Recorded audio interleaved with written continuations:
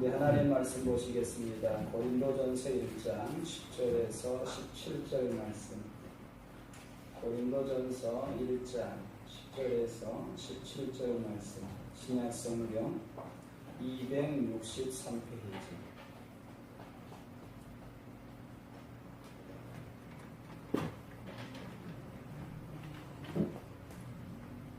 고린도전서 1장 10절에서 17절 말씀.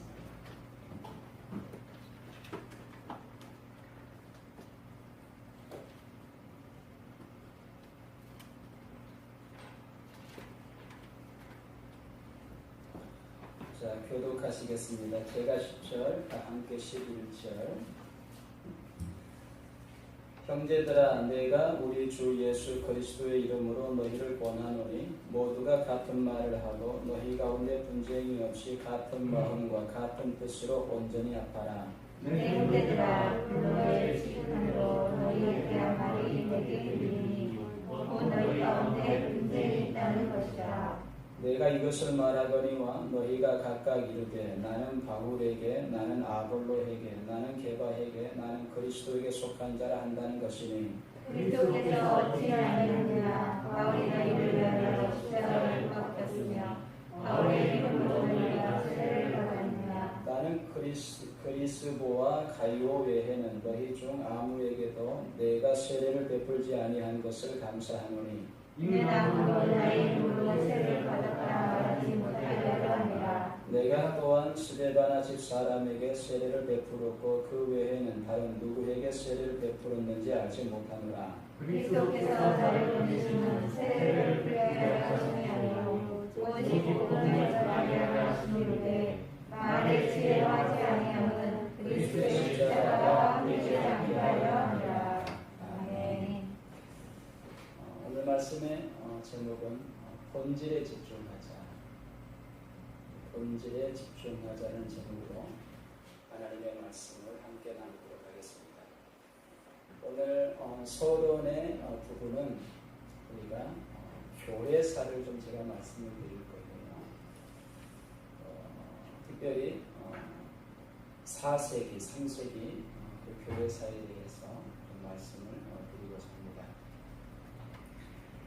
AD 313년 로마 콘스탄틴 황제가 밀라노 칙령을 통해서 기독교를 이렇게 정식으로 인정을 하게 됩니다. 로마 제국의 공인을 기독교가 받게 되는 거죠. 근데 이 콘스탄틴 황제 밀라노 칙령에 의해서 이 로마 제국의 공인을 받기까지 기독교는 박해의 대상이었습니다. 로마 황제들로 인하여 수많은 박해를 기독교가 받게 되는 거죠. 특히 로마 황제 디오클레티아누스 284년에서 305년까지 통치했던 로마의 황제인데 이 디오클레티아누스 통치 말년에 이 제국이 점차 쇠퇴하게 됩니다. 그래서 이 디오클레티아누스는요 다시금 제국의 어떤 부흥을 위해서 로마의 옛 신들에 대한 숭배 정책, 로마가 섬겨왔던 신들이 있겠죠. 그 신들에 대한 숭배 정책을 좀 강하게 내세우게 되고, 그리고 그것을 구심점으로 해서 어떤 로마 제국의 부흥을 다시 한번 좀 일으키고자 하는 그런 정책을 디오클레티아누스가 펴게 됩니다. 자, 그 정책의 일환으로 303년경 이 로마의 옛 신들과 황제 숭배를 거부했다. 누구였겠습니까? 그리스도인들. 기독교에 대한 대박해가 시작이 되는 것입니다. 그 박해를 위해서요, 교회는 아주 심하게 파괴가 되었고, 그리고 또 성직자들은 추방당했고, 그리고 교회의 보물인 성경은 몰수를 당하게 됩니다. 그런 박해 속에서 그러나 많은 그리스도인들은요, 신앙을 지키면서 순교자의 길을 걸어가게 돼요. 근데 그때에 또 한 부류에서는 일부 그리스도인들은요, 그 생명과 재산을 지키기 위해 신앙을 포기했고, 그리고 성직자 중에서는 교회의 보물이었던 성경을 자진해서 이렇게 내놓기도 하게 됩니다. 그러면서 그들이 배교자의 길을 걷게 되는 것이죠. 디오클레티아노스의 박해는 2년쯤 지속되다가 그가 황제의 직위에서 갑작스럽게 내려오게 됩니다. 그러므로 인해서 디오클레티아노스 박해는 이제 끝이 나게 됩니다. 자, 그런데 박해가 끝나자 또 다른 문제가 교회를 혼란과 분열로 몰아넣기 시작했습니다. 교회의 성물인 이 성경을 넘겨준 배교자들을 우리가 받아들일 것입니다. 그들에 대해서 우리가 어떻게 해야 될 것인가라는 어떤 문제 제기가 이제 교회 내에서 일어나게 되었습니다. 배교자들에게 이 관용을 베풀어야 할지 아니면 엄격한 권징으로 출교를 시켜야 될지 이런 논쟁이 교회 내에서 일어나게 되었다는 것입니다. 그런데 이런 논쟁은요, 좀처럼 수그러들지가 않았어요. 자, 그런 가운데 312년 이 카르타고의 새로운 감독으로 이 카이킬리아누스, 이름은 듣고 그냥 잊어버리세요. 이름 외우려고 그러면 내용도 기억이 안 납니다. 그냥 그런 사람이 있었는가 보다 생각만 하세요. 저도 헷갈려요. 저도 보지 않으면 누가 누구인지 잘 헷갈려서 기억을 못하는데 이 카이킬리아누스가 선출이 되어집니다. 카르타고의 새로운 감독으로 카이킬리아누스가 선출이 되어지는데, 자, 그때에 이 감독을 안수했던 세 사람이 있었는데 그 세 사람 중에 한 사람이 이름이 펠릭스입니다. 이 펠릭스가 어떤 사람인가 하면 배교자였어요. 성경을 자진해서 내어주었다. 그런 배교자였습니다.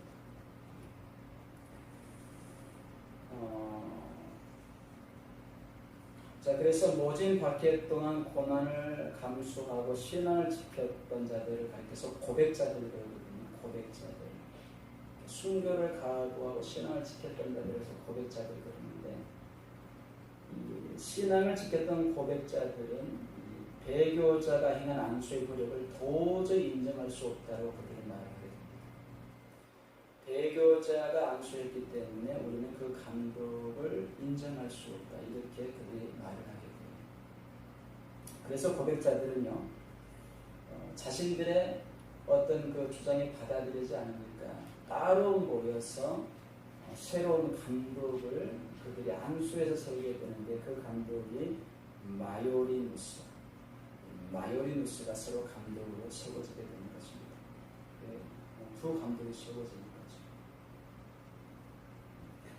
자, 그리고 마요리누스가 죽은 후 그 뒤를 이어서 누가 감독이 되는가 하면 이제 도나투스 논쟁의 주인공 도나투스가 그 뒤를 이어서 감독의 자리에 오르게 되는 것입니다. 그리고 이 도나투스를 따랐던 자들을 가리켜서 도나투스주의자들 이렇게 말해요. 자, 이들은 강경파죠. 그래서 이 강경파인 도나투스주의자들은 배교자가 행한 세례, 성찬, 이 안수와 같은 성례는 효력이 없다라고 그들은 주장합니다. 그들은 배교자들이기 때문에 그들이 행한 성례는 효력이 없다는 거예요. 성례는 세례와 또 성찬이잖아요. 자, 그리고 안수도 포함되죠. 이런 것들이 효력이 없다. 이렇게 도나투스주의자들은 주장을 하게 됩니다. 그리고 이 도나투스주의자들은 교회가 거룩한 성도의 모임이기 때문에 이 배교자들을 비롯한 범죄자들은 과감하게 출교해야 된다. 이렇게 주장을 하게 됩니다. 한편으로 보게 되면 맞는 것도 같아요. 사실 우리나라 기독교회사에서도 이런 갈등의 시간들이 있었죠. 일제 36년 식민지 시절에 신앙을 철저하게 지켰던 자들이 있었고, 그리고 좀 타협했던 또 신앙인들도 있었습니다. 목회자들도 마찬가지고요. 자, 그래서 어떤 일들로 인해서 이제 교단이 분리가 되어지는 그런 일들이 많이 벌어지게 되죠. 그래서 이 도나투스주의자들처럼 우리나라 한국교회에서 강경파하게 되는 고신칙이 철저하게 그 부분에 대해서 좀 강하게 어필을 했었죠. 장로 교단도 좀 많이 갈라지게 됩니다. 그런 일들로 인해서. 그러니까 어떤 로마 교회도 그런 상황이었다고 보면 되는 거예요. 자, 그러나 이 온건파에 속한 사람들, 배교자라 할지라도 회개 일정한 절차를 거친다면 다시 교회 이론으로 받아들여야 한다. 온건파가 있었습니다. 강경파와 온건파가 있었죠. 그리고 이 온건파들은요, 성례란 그 자체가 효력을 지닌 은혜의 방편이기 때문에 이 사람의 도덕성에 따라 효력이 좌우되는 것이 아니라고 말했습니다. 그러면서 그들은 배교자들도 우리가 배교자들이 행한 성례도 유효하다, 이렇게 온건파들은 이야기를 했습니다. 또한 이 땅의 교회는 알곡과 가라지가 섞이는 혼합된 몸이기 때문에 지나친 순결주의는 교회의 보편성을 훼손하고 교회 일치를 파괴하는 분파주의에 빠지게 됩니다. 오히려 교회를 혼란스럽게 합니다. 교회 일치성을 깨게 됩니다. 교회가 분파주의에 빠지게 됩니다. 자, 이렇게 온건파들은 주장을 했습니다. 그런데 이러한 온건파의 주장에 대해 이 도나투스주의자들은 온건파의 원칙 없는 혼합주의가 교회의 교회다움을 또 무너지게 한다라고 그들은 주장했습니다. 그러니까 이야기를 들어보면 온건파의 주장도 일리가 있고 또 강경파의 주장도 어느 정도 일리가 있는 거예요. 결국 배교자가 행한 세례가 효력이 없다는 강경파의 주장은 제세례의 필요성을 갖게 됩니다. 제세례의 필요성. 그런데 제세례는 신학적으로 문제가 있습니다. 그래서 이 제세례로 인해서 당시에 신학적인 논쟁이 굉장히 크게 일어나게 되는 것입니다. 신학적으로 세례는 반복할 수 없는 성례이기 때문에 세례는 반복할 수 없는 성례입니다. 제세를 받는다는 것은 신학적으로 또 성경적으로 큰 문제가 되죠. 근데 어쨌든 이 도나투스주의자들 강경파와 또 온건파 사이에서 이 문제가 논쟁이 되었기 때문에 결국에는 제세례가 등장하게 됩니다. 16세기의 제세례파 논쟁도요, 결국 이 4세기 때의 어떤 제세례의 어떤 확장판이라고 보시면 될 것입니다. 그리고 이제 한 100년의 세월이 흘렀습니다. 그럼에도 불구하고 여전히 교회는 이 논쟁으로 인해서 분쟁과 다툼이 계속되고 있습니다. 자, 그런데 이 북아프리카 히포의 감독 아우구스티누스를 어떤 영어식으로 발음하게 되면 세인트 어거스틴이죠. 어거스틴 많이 들어봤죠. 성 어거스틴. 이 아우구스티누스는 교회를 살리기 위해서라면 도나투스주의라는 누룩을 칼을 사용해서라도 제거할 수밖에 없다, 이렇게 주장했어요. 실제로 칼을 사용해서 도나투스주의자들을 제거한 것은 아니고 그렇게 강력하게 이 부분을 다루어야 된다 이렇게 어거스틴은 주장을 했습니다. 그래서 결국 도나투스주의자들과 어거스틴 사이에서 논쟁이 벌어지게 됩니다. 누가 이겼을까요? 어거스틴이 이기게 됩니다. 그 논쟁에서. 그래서 당시 로마 황제 호노리우스는 도나투스주의를 이단으로 금지하게 됩니다. 그리고 누구든지 도나투스주의를 따르는 자는 사형에 처한다 이렇게 어떤 명을 내리게 됩니다. 한 세기 동안 이어진 도나투스 논쟁은 초대교회 주면축이었던 아프리카 교회로 하여금 시골이렇게 하게 됩니다. 그리고 결국에는 한 2, 3세기가 지난 후 7세기에 이슬람 세력이 아프리카에 진입할 때에 아프리카 대륙 전체가 순식간에 이슬람화가 되고 나와요. 그런데 이렇게 된 배경을 바로 앞에서 언급했던 바로 도나투스주의자들이 이단으로 금지가 되어진 이 도나투스 논쟁 이것이 가장 강력한 원인이 아니었을까라고 생각을 하게 됩니다. 물론 나중에 이 도나투스주의자들이 워낙 강경하게 막 이렇게 반항을 했기 때문에 나중에 콘스탄틴 황제가 기독교를 로마 제국에서 인정해준 이 콘스탄틴 황제가 나중에 그 이단 어떤 부분을 풀어주게 돼요. 근데 이제 어쨌든 간에 그런 일들로 인해서 아프리카 교회가 힘을 잃게 되어서 7세기에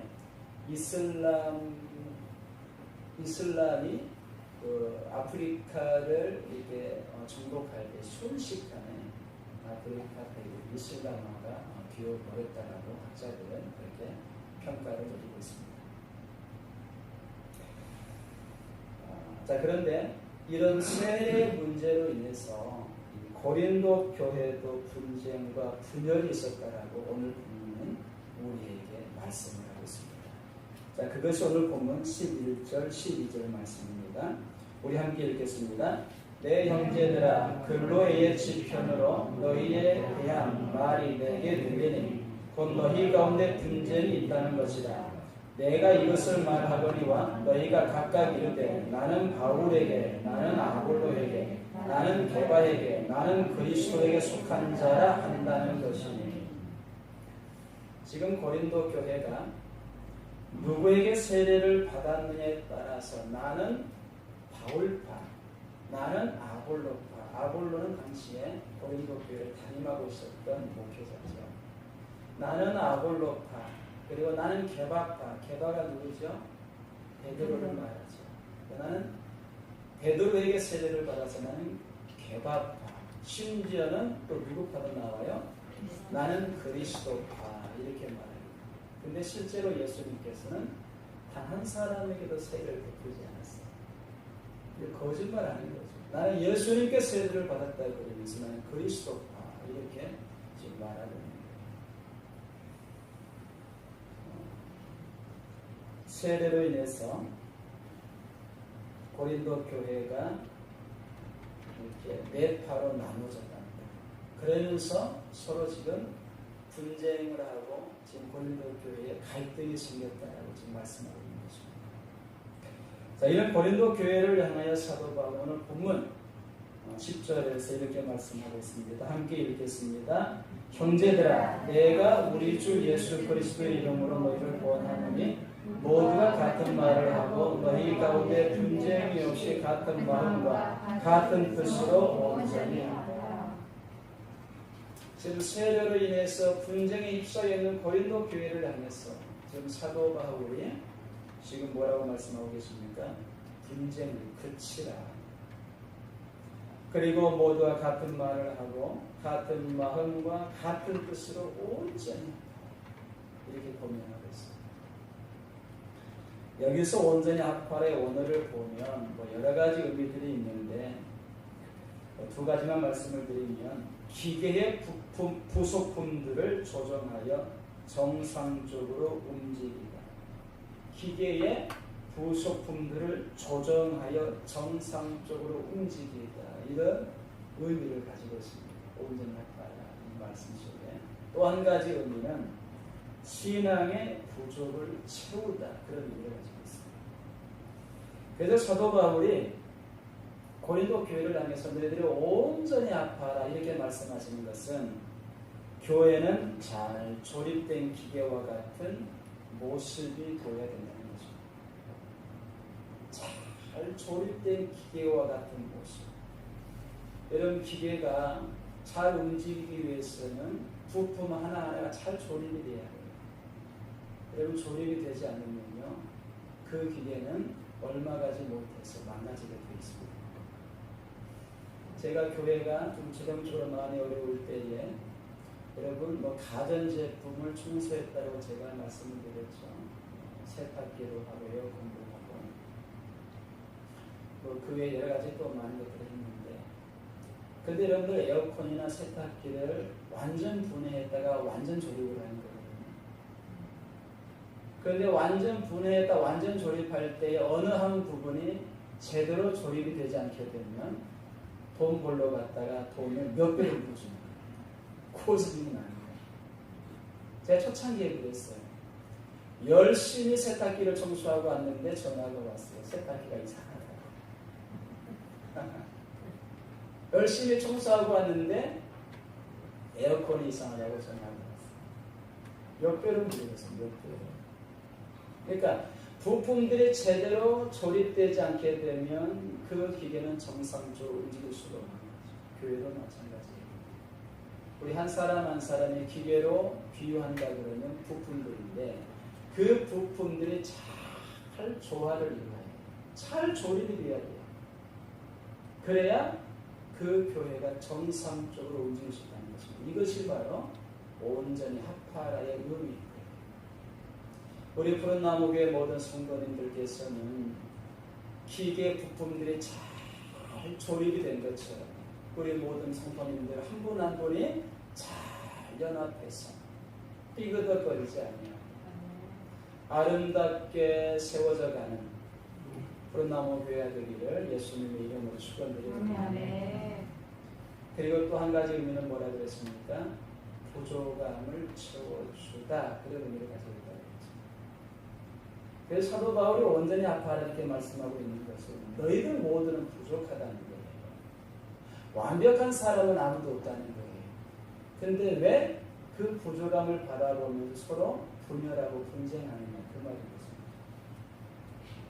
그래서 사도 바울은 고린도 교회를 향해서 너희가 서로 부족함이 보이거든 그 부족함을 서로 채워주어라.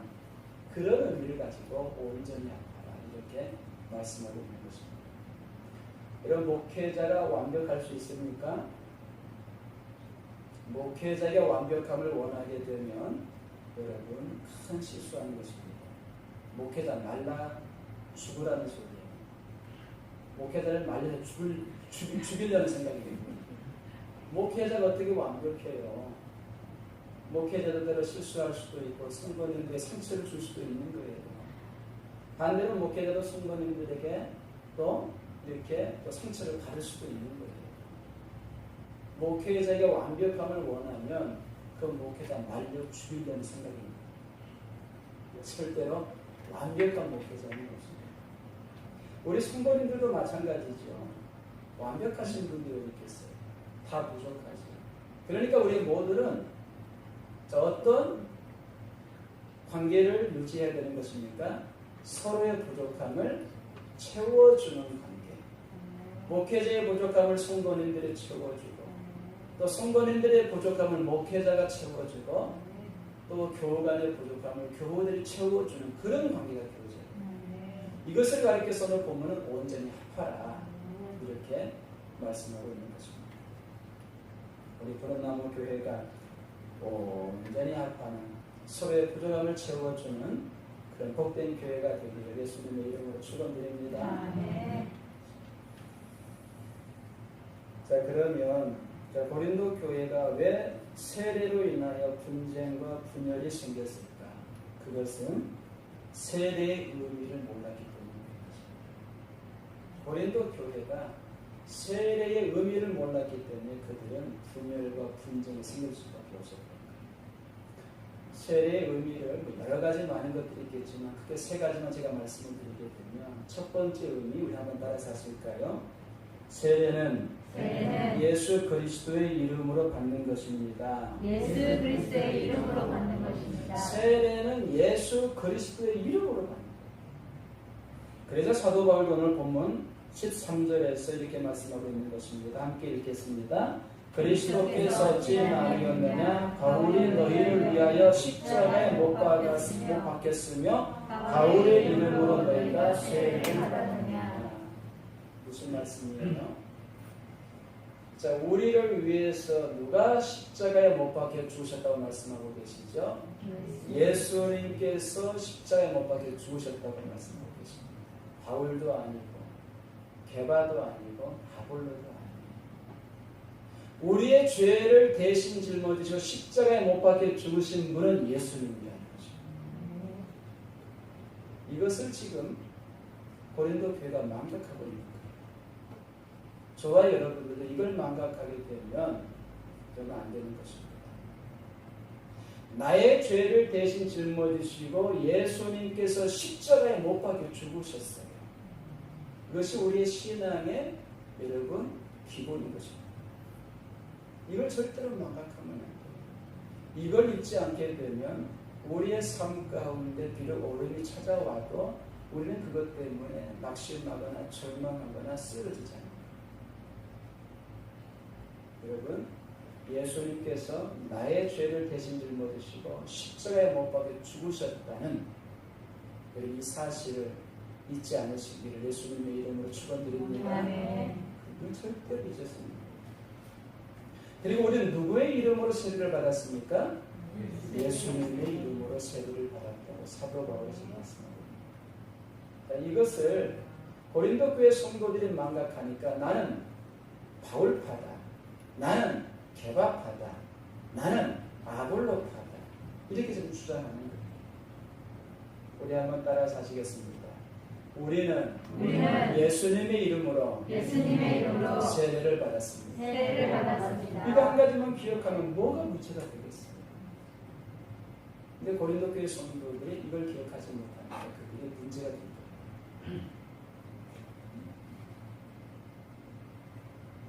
누구에게 세례를 받았느냐는 중요하지 않다는 것입니다. 중요한 것은 우리가 예수님의 이름으로 세례를 받았다는 것입니다.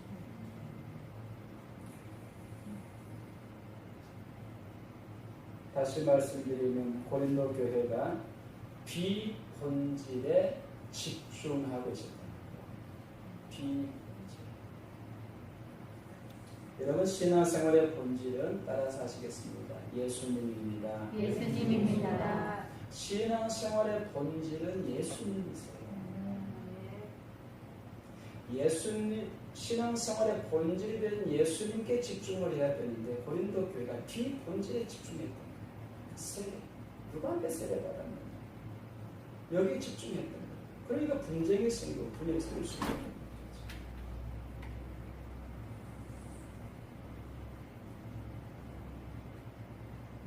우리 푸른나무 교회 모든 성도님들은 비본질에 집중하는 신앙생활이 아니라 본질이 되시는 예수님께 집중하는 신앙생활이 되시기를 예수님의 이름으로 축원드립니다. 교회가 비본질에 집중하게 되면 그때부터 분열과 분쟁이 생깁니다. 나는 옳고 너는 틀렸어. 이런 어떤 주장이 나오게 되는 것입니다. 자, 두 번째 세례의 의미 우리 한번 따라서 하실까요? 세례는 죄사함을 받고 성령을 선물로 받는 예식입니다. 사도행전 2장 38절 제가 읽어드리겠습니다. 베드로가 이르되 너희가 회개하여 각각 예수 그리스도의 이름으로 세례를 받고 죄사함을 받으라. 그리하면 성령의 선물을 받으리니. 세례는 예수 그리스도의 십자가의 피로 죄사함을 받는 예식이라고 말씀하고 있는 것입니다. 예수 그리스도의 십자가의 보혈의 피로 죄 사함을 받는 예식이 뭐라고요? 세례라는 거예요. 그리고 동시에 성령을 선물로 받는 예식이 뭐라고요? 세례라는 거죠. 그러니까 우리가 세례를 받을 때에 우리 가운데 누가 강력하게 임하신다는 거예요? 성령님께서 강력하게 임하신다. 그래서 물세례, 성령세례를 우리가 구분해서는 안 되는 거예요. 세례를 받는 동시에 우리는 성령세례도 함께 주어지는 거죠. 또 성령세례와 성령 충만은 다른 문제예요. 성령세례와 성령 충만은 다른 문제예요. 중요한 것은 우리가 물세례를 받을 때에 성령세례도 함께 받는다. 그래서 세례의 의미는 예수 그리스도의 보혈의 피로 죄사함을 받고 그리고 성령을 선물로 받는 예식이라는 것. 이것을 우리가 기억해야 되는 거죠. 자, 그러므로 저와 여러분들은요, 세례를 받은 자들로서 죄와 싸우되 어떻게 싸워야 돼요? 피 흘리기까지 싸워야 돼요. 우리는 죄와 싸우되 피 흘리기까지 싸워야 돼요. 죄와 싸워서 져버리면 안 돼요. 우리는 매일같이 죄와 싸워야 됩니다. 피 흘리기까지 싸우라는 것은 죄와 싸워서 이기라는 말씀입니다.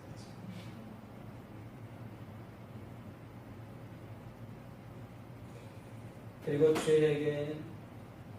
죄를 멀리하기 위해서 몸부림치는 우리의 삶이 되어야 된다는 것입니다. 그리고 성령님의 인도함을 받는 삶이 되어야 된다. 그 말씀입니다. 이것이 바로 세례의 두 번째 의미인 것입니다. 세례가 무엇인지 이해가 되시지요? 여러분, 마지막 세 번째는 우리 한번 따라서 하실까요? 예수님과의 연합입니다. 예수님과의 연합입니다.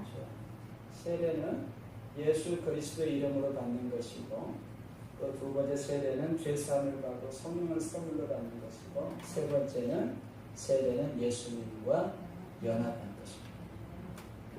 로마서 6장 4절 5절 말씀 읽어드리겠습니다. 그러므로 우리가 그의 죽으심과 합하여 세례를 받음으로 그와 함께 장사되었나니 이는 아버지의 영광으로 말미암아 그리스도를 죽은 자 가운데서 살리심과 같이 우리로 또한 새 생명 가운데서 행하게 하려 함이라.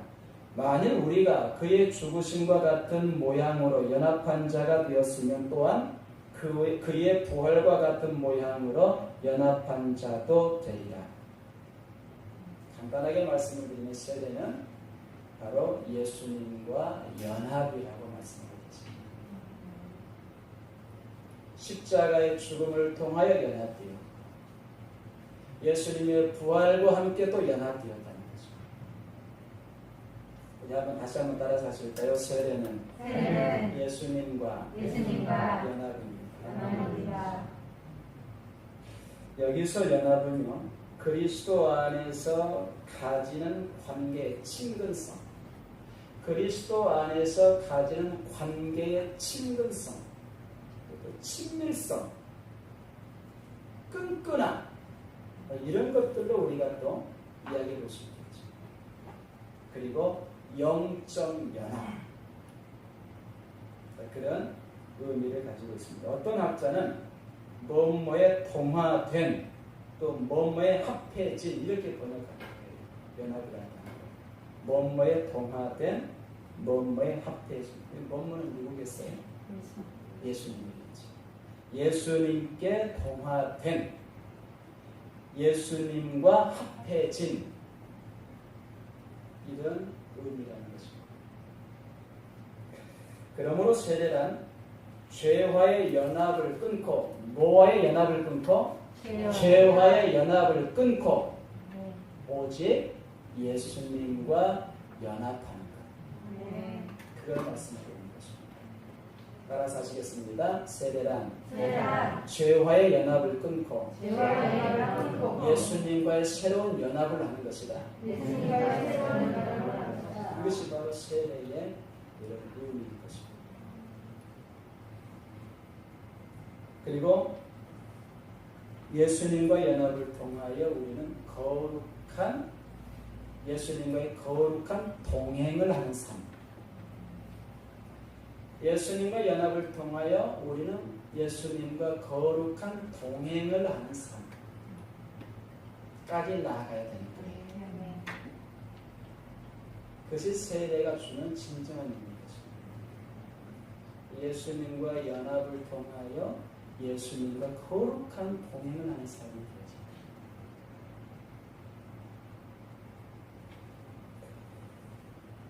죄와의 연합을 끊어내고 오직 예수님과 연합하여 예수님과 거룩한 동행을 하는 거룩한 삶이 되시기를 예수님의 이름으로 축원드립니다.